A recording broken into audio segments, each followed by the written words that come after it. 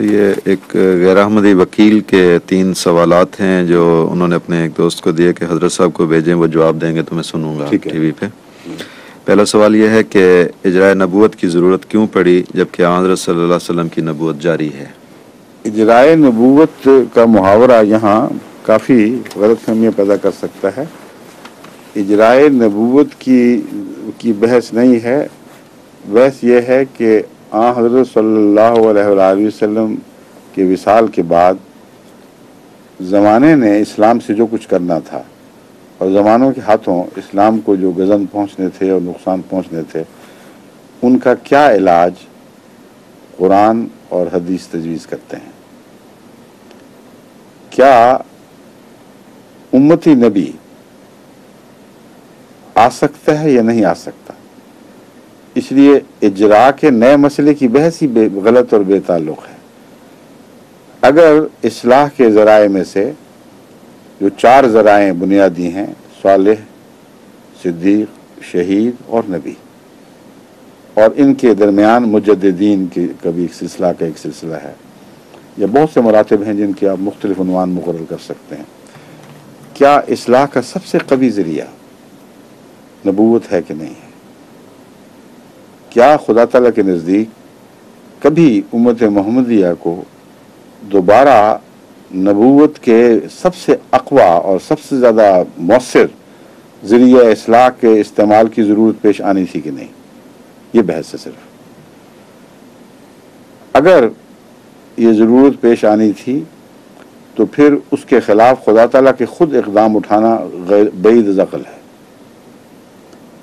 اگر ضرورت پیش آنی تھی تو اس ضرورت کے لیے خدا تعالیٰ نے ضرور کوئی گنجائش رکھی ہوگی، ورنہ یہ اللہ تعالیٰ کی عقل کل کے خلاف ہے کہ جانتا تھا کہ ضرورت حقہ پیش آئے گی کہ ایک بہت بڑے فتنے اور بہت بڑی تباہی اخلاقی گراوٹ کے اصلاح کے لیے عام مجدد کی نہیں بلکہ ایک نبی اللہ کی ضرورت پیش آئے گی، اور اس علم کے باوجود اسے بند کر کے ختم کر دے۔ اگر یہ کر دیتا تو پھر اجراء کی بحث اٹھتی کہ اب اسے اجراء کیسے کیا جائے۔ بس احمدی اس اجراء کے قائل ہی نہیں ہے جس کی طرف آپ نے اشارہ فرمایا ہے، اس اجراء کے غیر احمدی مولوی قائل ہیں اور 100% قائل ہیں۔ ان کے ہاں اجراء نبوت کا مسئلہ یہ شکل اختیار کر چکا ہے کہ خدا تعالیٰ نے یہ فیصلہ فرما دیا کہ حضرت صلی اللہ علیہ وآلہ وسلم کے بعد اب کسی قسم کا کوئی نبی بھی نیا نہیں بنایا جائے گا۔ یہ فیصلہ فرما چکا، لیکن اللہ کے علم میں تھا کہ نبوت کی ضرورت باقی رہے گی۔ اب آپ صاحب علم ہیں، وکیل ہیں، دلائل کو سمجھتے ہیں، اب ذرا غور تو کر کے دیکھیے کہ یہ کیا مسئلہ اٹھ کھڑا ہوا ہے۔ اللہ کے علم میں تھا کہ ضرورت ہوگی، اور اس علم کے باوجود ضرورت کی راہ بند کر دی۔ پھر ترکیب سوچی، اب اجراء کا مسئلہ آتا ہے، اب کیسے جاری کریں؟ میں تو روک بیٹھا ہوں۔ تو خود سوچا کہ پھر ایک اور راستے سے اس طرف سے کیوں نہ آ جائیں تاکہ وہ بند اپنی جگہ قائم رہے، اور اوپر سے نالی نکال کے دوسری طرف پھر اس دریا کو جو خشک کر دیا گیا تھا پھر جاری کر دیا جائے۔ یہ ہے اجراء۔ اور وہ انہوں نے اس طرح کی سوچی کہ پرانے نبی کو کیوں نہ لے آؤں۔ اللہ تعالیٰ نے یہ سوچا، بند مکمل ہے۔ خاتم النبیین کا یہ معنی ہے کہ امتی نبی بھی نہیں آ سکتا، یہ ترجمہ ہے نا، پہلے ترجمہ کرتے ہیں اور یہ ان کا تصور ہے۔ بند مکمل ہو گیا۔ اب اللہ کو پتہ تھا آگے پھر پانی کی ضرورت پڑنی ہے، زمینوں کی سیلابی کی ضرورت پڑے گی۔ میں تو مکمل بند بعد بیٹھا ہوں، ایک ذرہ بھی اس میں سے باہر نہیں نکل سکتا، کیا کروں؟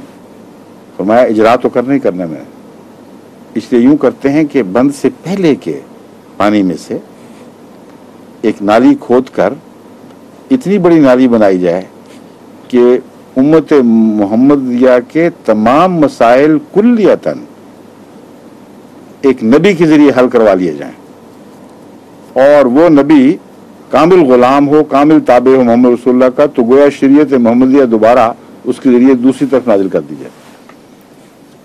یہ ہے اجراء نبوت۔ آپ مجھ سے پوچھتے ہیں اجراء کے کیا، میں تو کہتا ہوں اجراء نبوت کا ان معنوں میں کوئی جواز نہیں ہے، یہ خدا تعالیٰ کی عقل قل پر حملہ کرنے کے مترادف ہے۔ ہاں ہم یہ مانتے ہیں کہ اللہ تعالیٰ نے کوئی ایسا قدم عقیدے کے دائرے میں یا عمل کے دائرے میں نہ کبھی اٹھایا نہ وہ اٹھا سکتا ہے جو اس کے آئندہ کے علم سے کہ کیا کیا ہونا ہے متصادم ہو، اس لیے اسے کسی اجرا وغیرہ کی ضرورت نہیں رہتی۔ کان کو دوسری طرف سے پکڑنے کا مسئلہ بے وقوف انسانوں سے تعلق رکھتا ہے، اللہ تعالیٰ سے نہیں۔ بس ہمارے نزدیک قرآن کریم میں ان مسائل کا حل موجود تھا، اس لیے اجرا کی کیا بحث ہوئی؟ سورہ نساء کی وہ آیت کیوں نہیں پڑھتے آپ؟ وَمَن يُطِعِ اللَّهَ وَالرَّسُولَ فَأُولَٰئِكَ مَعَ الَّذِينَ أَنْعَمَ اللَّهُ عَلَيْهِمْ مِنَ النَّبِيِّينَ وَالصِّدِّيقِينَ وَالشُّهَدَاءِ وَالصَّالِحِينَ۔ یہ 4 مراتب ہیں، نبی کا مرتبہ، صدیق کا، شہید کا، صالحین کا۔ فرمایا اب یہ 4 مراتب محمد رسول اللہ کے تابع کر دیے گئے ہیں، من یطع اللہ ورسول، اس کے سوا کسی کو عطا نہیں ہوں گے۔ تو ساری ضرورتیں غلامی میں مل گئیں، باہر سے لانے کی کیا ضرورت ہے؟ وہ بند جو ہے اس میں سے وہ پانی جاری رہے گا جو محمد رسول اللہ کے فیض کا پانی ہے، اور دوسرے سب رستے بند کر دیے گئے۔ یہ مطلب ہے، یہ مطلب نہیں کہ رسول اللہ صلی اللہ علیہ وسلم کا فیض بند ہوا ہے۔ خاتم کا یہ مطلب ہے جو یہ مولوی سمجھتے نہیں ہیں کہ غیروں کے فیض بند ہوئے ہیں۔ اب امت محمدیہ میں یہ خاتمیت کے مفہوم کے بالکل برعکس عیسیٰ کا فیض جاری کرتے ہیں، اور محمد صلی اللہ علیہ وسلم کے فیض کو کلیتاً ان معنوں میں بند سمجھتے ہیں کہ اس کا آخری مرتبہ اور مقام جو ہے وہ ہمیشہ کے لیے ختم ہے۔ یہ فیض اب نچلے درجے تک بہے گا، یعنی پانی اتنا ہی چھوڑا جائے گا جو ضرورت سے کم رہے، اور اگر اتنے پانی کی ضرورت پڑے جو بھرپور اور پوری قوت سے بہتا ہے تو پھر پرانے بند سے پہلے کے پانی کو دوسری طرف سے لایا جائے گا، یعنی دوسری نبوتوں سے فائدہ اٹھایا جائے گا۔ یہ جماعت احمدیہ کا موقف ہے۔ میں آپ کو سمجھانے کی خاطر یہ مثالیں دے رہا ہوں، میں امید رکھتا ہوں کہ آپ سمجھ جائیں گے۔ ہرگز نعوذ باللہ من ذالک جماعت کا کوئی عقیدہ خاتمیت سے متصادم نہیں۔ ہمیں ان معنوں میں کسی اجرا کی ضرورت نہیں ہے، کیونکہ اجرا ایک نئی صورتحال پیدا ہونے کے نتیجے میں ایک نئے مسئلے کی تلاش کا نام ہے، اور اس پہلو سے ہم اجراء نبوت کے قائل نہیں۔ جہاں اجراء کے نام پر پہلے جماعت میں بحثیں موجود ہیں، وہ مولویوں کے تصور کے پیش نظر یہ عنوانات ضرور باندھے گئے ہیں بعض لوگوں کی طرف سے، مگر میں اس عنوان کا قائل ہی نہیں ہوں۔ میں اجراء کی بجائے فیضان نبوت محمدیہ کے عنوان کا قائل ہوں۔